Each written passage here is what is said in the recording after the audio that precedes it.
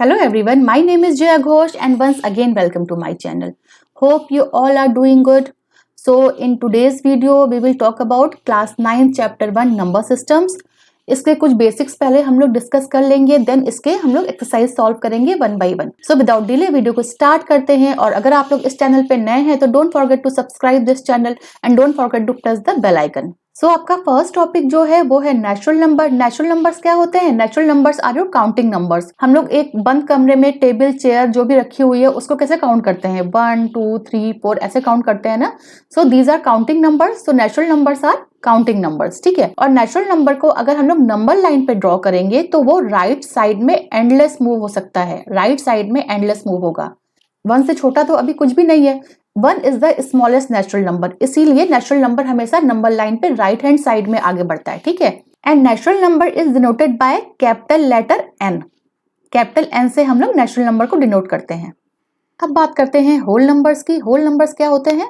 The set of natural numbers along with zero is called the whole numbers. और whole number को हम लोग capital letter W से represent करते हैं. So zero is the smallest whole number, 1 is the smallest natural number, ये हमने अभी देखा. एंड उसके पहले क्या आ गया? 1 के पहले क्या आ गया? 0. So 0 is the smallest whole number. ठीक है. और अगर हम लोग होल नंबर को नंबर लाइन पे प्लॉट करेंगे तो इसको भी हम लोग राइट हैंड साइड में एक्सटेंड कर सकते हैं. एंडलेस एक्सटेंड कर सकते हैं राइट हैंड साइड में. लेफ्ट हैंड साइड में क्यों नहीं कर सकते? क्योंकि लेफ्ट हैंड साइड में स्मॉलेस्ट होल नंबर हमारा 0 होता है, इसलिए लेफ्ट हैंड साइड में तो वो 0 से ही स्टार्ट हुआ है. 0 से ही स्टार्ट होने के कारण इसको हम लोग सिर्फ राइट हैंड साइड में ही एक्सटेंड कर सकते हैं. नेक्स्ट है आपका इंटीजर्स. इंटीजर्स क्या होते हैं? The natural number their negatives together with 0 is called integers. देखो नंबर लाइन पे अगर हम बात करें तो नंबर लाइन पे यहाँ से आपका स्टार्ट होता है नेचुरल नंबर 1 2 3 4 5. उसमें 0 आ गया, ये आपका नेचुरल नंबर हो गया. उसमें अगर हमने 0 को इंक्लूड कर दिया तो यहाँ से आपका 0 से इंक्लूड हो गया आपका होल नंबर.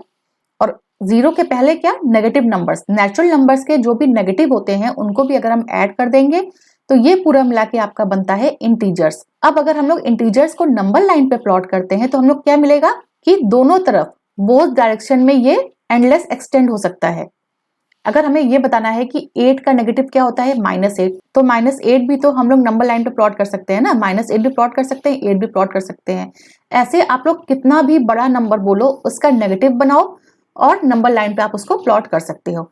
इसीलिए इंटीजर्स को हम लोग नंबर लाइन पे दोनों साइड में एंडलेस एक्सटेंड कर सकते हैं. ठीक है. अब बात करते हैं इंटीजर्स वर्ड कहां से आया. इंटीजर्स को हम लोग डिनोट करते हैं कैपिटल लेटर Z से. Z is derived from the German word zahlen which means to count. ठीक है. ये आपके बुक में भी है. कभी कभी आपके वाइवा वोसी में एग्जामिनर आपसे पूछ लेता है कि ज़ेलन मतलब क्या होता है, इंटीजर्स को हम लोग Z से ही क्यों डिनोट करते हैं. तो ये आपका वाइवा वोसी में एग्जामिनर आपसे पूछ सकता है. जो आपकी 20 मार्क्स की जो लैब मैनुअल होती है ना उसमें ऐसे क्वेश्चंस आते हैं. ठीक है. तो ध्यान रखना, आपके एनसीईआरटी में ये मेंशन्ड है. नेक्स्ट बात करते हैं रैशनल नंबर्स की. A number of the form P by Q where P and Q both are integers and Q is not equal to 0 is called rational number. ये डेफिनेशन आपने class 8 में भी पढ़ी होगी. ठीक है. तो देखो अगर दो नंबर्स है ना, दो नंबर्स हैं 1 और 2, तो हम लोग दो नंबर्स के बीच में और नंबर भी इंसर्ट कर सकते हैं जो कि आपके P by Q के फॉर्म में होना चाहिए. जैसे 1 और 2 है, इसके बीच में क्या इंसर्ट कर सकते हैं? 1/2 3/4 ऐसे नंबर भी तो इंसर्ट कर सकते हैं ना. क्योंकि इंटीजर्स में कभी भी फ्रैक्शन इंक्लूड नहीं होता. तो फ्रैक्शन कहाँ जाएगा आपका? फ्रैक्शन आपका रैशनल नंबर की कैटेगरी में आ गया. जो भी नंबर P by Q के फॉर्म में होते हैं where P and Q both are integers and Q is not equal to 0, इसको हम लोग बोलते हैं रैशनल नंबर. देखो अगर 3 है, इज 3 रैशनल नंबर? यस. क्यों? क्योंकि 3 को 3/1 के फॉर्म में हम लोग लिख सकते हैं. Q is not equal to 0, but Q आपका 1 तो हो सकता है ना. तो 3 को 3/1 के फॉर्म में लिख दिया, इसलिए ये आपका रैशनल नंबर बन गया. 5/1 आपका रैशनल नंबर है. ठीक है. तो ये है आपका रैशनल नंबर. रैशनल नंबर को हम लोग कैपिटल लेटर Q से डिनोट करते हैं. और मेन इसका कॉन्सेप्ट क्या था कि दो इंटीजर्स या दो नेचुरल नंबर या दो होल नंबर के बीच में we can find many numbers. तो ये था आपका कॉन्सेप्ट. ठीक है. तो अभी हमने जो पढ़ा उसको अगर हम एट अ ग्लांस देखना चाहें तो कैसे देखेंगे? देखो सबसे छोटा पहले क्या आता है? Rational number. उसके बाद क्या आता है? Whole numbers. So whole numbers में सारे नेचुरल नंबर कंटेंट करते हैं. ठीक है. उसके बाद क्या आता है? होल नंबर से बड़ा क्या होता है सेट? इंटीजर्स. तो इंटीजर्स के अंदर होल नंबर आ गया, होल नंबर के अंदर आपका नेचुरल नंबर आ गया। इंटीजर से बड़ा क्या होता है? Rational number. तो रैशनल नंबर के अंदर आपका इंटीजर्स आ गया, आपका होल नंबर आ गया एंड आपके नेचुरल नंबर आ गए। तो जो आपकी बुक में वो क्वेश्चन है ना, is every rational number is a whole number, is every integer is a whole number, ऐसे क्वेश्चन सिर्फ इस फिगर को देखो, इस फिगर को ध्यान में रखो और अपना आंसर दे दो, ठीक है। तो इस फिगर को आप लोग अपने कॉपी में ड्रॉ कर लो, ये फिगर बहुत इंपॉर्टेंट है, आपके दिमाग में भी ये फिगर ड्रॉ होना चाहिए, कंटेंट करना चाहिए, ठीक है। कहते हैं ना कि विजुअल इंपैक्ट ज्यादा होता है, तो इसीलिए मैंने ये विजुअल आपको दिया हुआ है ताकि आपको याद रहे कि होल नंबर के अंदर नेचुरल नंबर कंटेन करता है, इंटीजर्स के अंदर होल नंबर्स कंटेन करता है एंड रैशनल नंबर के अंदर इंटीजर्स कंटेन करता है। बस इतनी सी बात है, आपके क्वेश्चन सॉल्व हो जाएंगे। Next is decimal representation of rational number, ठीक है। जैसे कि देखो, अगर एक मैंने कुछ लिखा है 1/2, 1/2 का डेसिमल रिप्रेजेंटेशन क्या होगा? 0.5, 3/4 क्या होगा? ये 0.75 करके देख लेना, यही आंसर आएगा, ठीक है। तो यहां से हमें ये क्या समझ में आया कि रैशनल नंबर जो है वो टर्मिनेट हो गए, 0.5, 0.75 दिस इज द आंसर।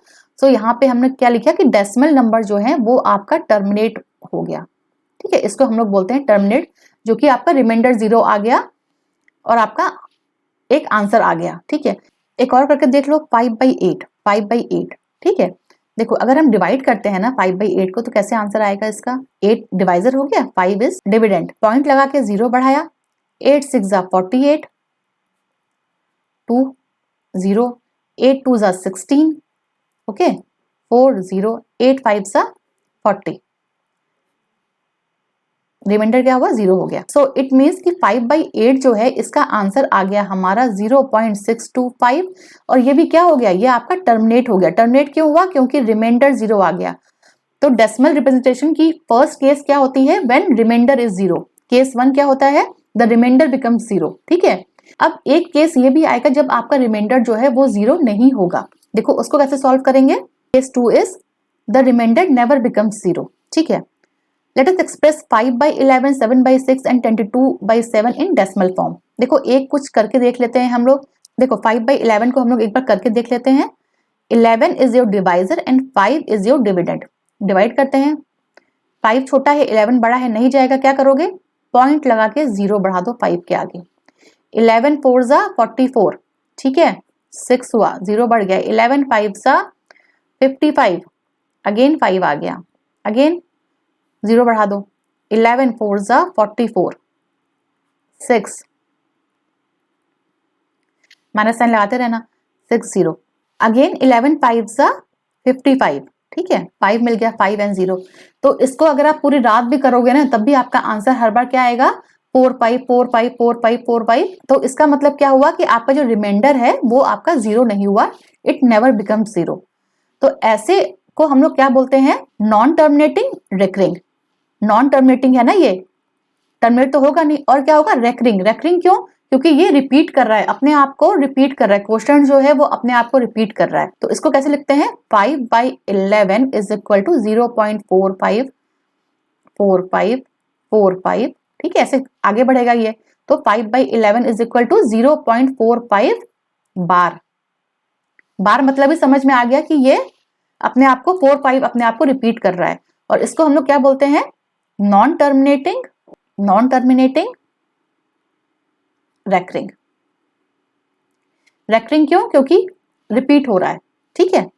अब नेक्स्ट है आपका 7/6। 7/6 को अगर हमने डिवाइड किया ना तो हमें ये आंसर मिल रहा है। इसको हम कैसे लिखेंगे? As a form of bar, 1.16 bar. 6 bar क्यों? क्योंकि 6 अपने आप को रेकर कर रहा है, 6 बार बार रिपीट हो रहा है, ठीक है। तो ये भी आपका क्या हो गया? Non terminating recurring. तो एक सेकंड केस हमें क्या मिला? Non terminating recurring.